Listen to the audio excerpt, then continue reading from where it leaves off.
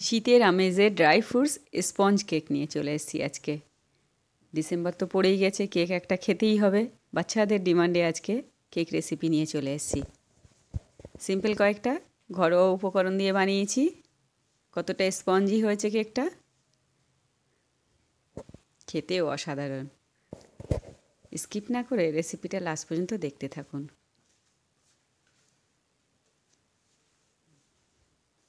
এতে শীতকালে কেক খেতে অনেক ভালো লাগে। এরকম কেক বাড়িতে যদি বানানো থাকে না, সব সময় খেতে ইচ্ছা করবে। কিছু ড্রাই ফ্রুটস নিয়েছি, সেগুলোকে কুচি কুচি করে কেটে নেব। কাজু, কিশমিশ আর অ্যালমন্ড আছে। হয়ে গেছে। সামান্য একটু ময়দা মিশিয়ে সাইডে রেখে দেব। কেক বানানোর আগে এইসব কাজগুলো আগে থেকে করে রাখতে হবে।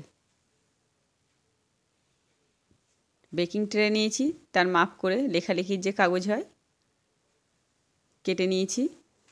তেল ব্রাশ করে কাগজগুলোকে লাগিয়ে নেব।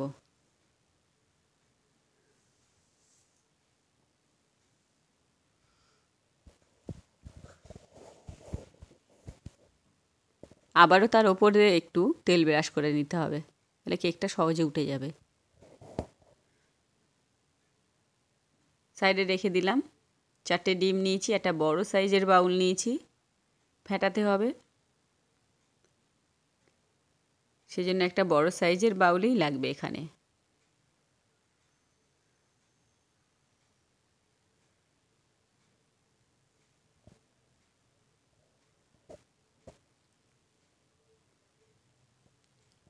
খুব ভালো করে হ্যান্ড বিটার দিয়ে ফেটিয়ে নেব। ডিম ফেটানোটা দিয়েও ফেটানো যায়, ইলেকট্রিক বিটার দিলে তো কোনো কথাই না, আরও ভালো হয়, কাজটা সহজ হয়। 10 থেকে 15 মিনিট এইভাবে ডিমটাকে ফেটিয়ে নিয়েছি। ময়দা নিয়েছি 2 কাপ, চিনি, গুঁড়ো চিনি নিয়েছি 1.25 কাপ, তেল নিয়েছি 1.25 কাপ। আর ওজন হিসেবে 450 গ্রাম ময়দা, 350 গ্রাম পাউডার চিনি আর 300 গ্রাম নিয়েছি তেল। রিফাইন্ড অয়েলটা আছে। হাফ চামচ মতো লবণ অ্যাড করছি। আর পাউডার চিনিটা অল্প অল্প করে মিশিয়ে হ্যান্ড বিটার দিয়ে খুব ভালো মতো করে ফেটাতে হবে। 10 থেকে 15 মিনিট এই প্রসেসটা অ্যাপ্লাই করতে হবে। তাতে করে কেকটা অনেক সফট হবে আর ফুলবেও ভালো। চিনি গুঁড়োগুলো একসঙ্গে দেওয়া যাবে না, বারে বারে দিতে হবে। একটা মিক্সার জারে চিনিটা পাউডার বানিয়ে নিলেই খুব সুবিধা হবে।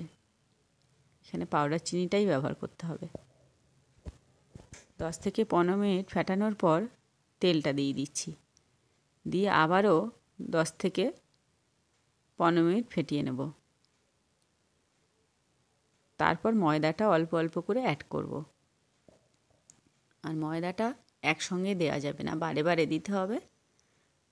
আর একই ডাইরেকশানে হ্যান্ড বিটার দিয়ে ঘুরিয়ে নিচ্ছি। এটা একই ডাইরেকশানে ঘোরাতে হবে।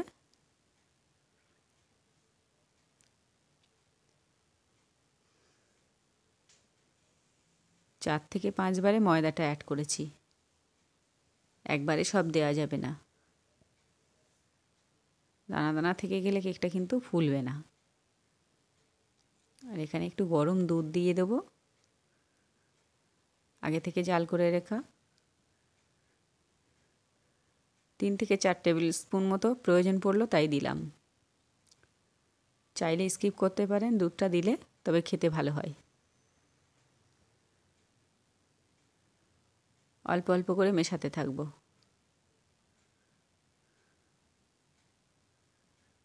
সব ময়দাগুলো মেশানো হয়ে গেছে। এবার একটু পাউডার দুধ অ্যাড করলাম হাফ কাপ, দিয়ে খুব ভালো করে মিশিয়ে নিচ্ছি। পাউডার দুধটা দিলে কেকটা খেতে আরও ভালো লাগবে। সুন্দর করে সমস্ত উপকরণগুলো মিশিয়ে নিলাম। ড্রাই ফ্রুটসগুলো দিয়ে দেবো। আর ময়দা মাখানোর ফলে সমস্ত ড্রাই ফ্রুটসগুলো নিচে চলে যাবে না, প্রতিটা বাইটে বাইটে পড়বে। তাই অবশ্যই ময়দাটা মাখাতে হবে। ভ্যানিলা এসেন্স দিয়ে দিলাম 1 চামচ। সমস্ত উপকরণগুলো আবার ভালো করে মিশিয়ে নিচ্ছি। 1 চামচ ভর্তি ভর্তি বেকিং পাউডার দিয়ে দিলাম, দিয়ে খুব ভালো করে মিশিয়ে নেব। আর বেকিং পাউডারটা মেশানোর পর বেশিক্ষণ রাখা যাবে না। আর একটা লেবুর হাফ দিয়ে দিচ্ছি, তাতে করে কেকটা ভালো থাকবে, 1 সপ্তাহ সংরক্ষণ করা যাবে। আর ফ্রি হিট করে নিয়েছি, একটাতে লবণ দিলাম আর একটাতে বালি দিয়েছি, 7 থেকে 8 মিনিট ফ্রি হিট করে নিয়েছি। বেকিং পাউডার দেওয়ার পরপরই ব্যাটারটাকে বেকিং ট্রেতে দিয়ে দিতে হবে। একটু ট্যাপ করে নিচ্ছি আর টুথপিক দিয়ে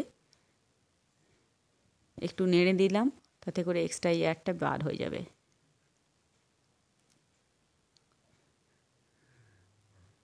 আর এগুলো কাগজগুলো রেডিই ছিল, জাস্ট তেলটা ব্রাশ করে নিচ্ছি।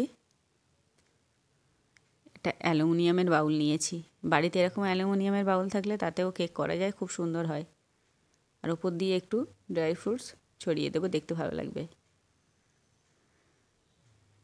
কেক মোল্ডেরও কোনো প্রয়োজন পড়ে না, এরকম অ্যালুমিনিয়ামের একটা বাউল থাকলে খুব সুন্দরভাবে ফোলে, কেকটা ভালো হয়। ছোটো সাইজের বাউলটা কুকারে দিয়ে দেবো, কুকারটা যেহেতু ছোটো। আর একটা স্ট্যান্ড বসিয়ে তার উপর দিতে হবে।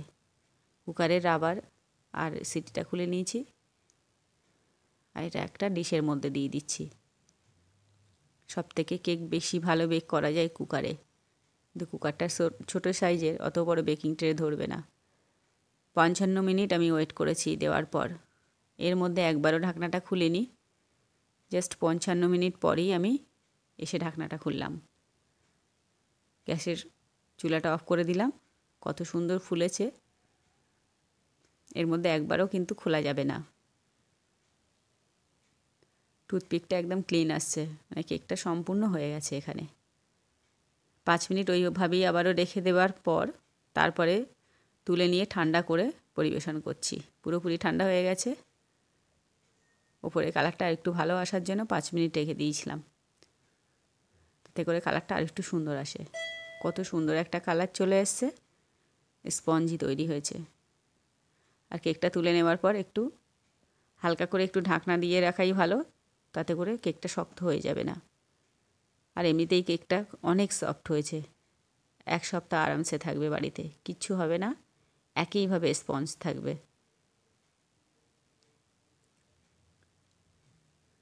চুপসে যাবে না কিন্তু পরে এই প্রসেস অ্যাপ্লাই করলে।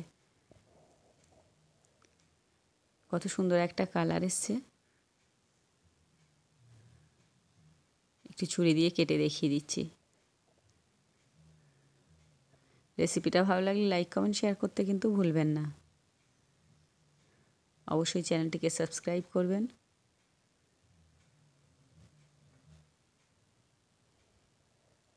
কত সুন্দর একটা কেক রেসিপি করে দেখালাম, অবশ্যই লাইক কমেন্ট শেয়ার করতে ভুলবেন না। দুটোই কেক আমি একটু কেটে দেখিয়ে দিচ্ছি। এটা তো সহজেই উঠে গেল, আর কাগজটা এক্সট্রা করে ছাড়াতেও হয়নি। তেলটা ব্রাশ করার পরে সুন্দরভাবে কাগজটা ছেড়ে গেছে। কতটা সফট হয়েছে আর স্পঞ্জি, চাপলে আবার স্বাভাবিক হয়ে যাচ্ছে। সুন্দর একটা কেক তৈরি হয়ে গেল। এইভাবে বানিয়ে সারা শীত জুড়ে খাওয়া যায়, ইচ্ছা করলেই বানিয়ে খাওয়া যেতে পারে। এটাও একটু কেটে দেখিয়ে দিলাম, কত সুন্দর হয়েছে।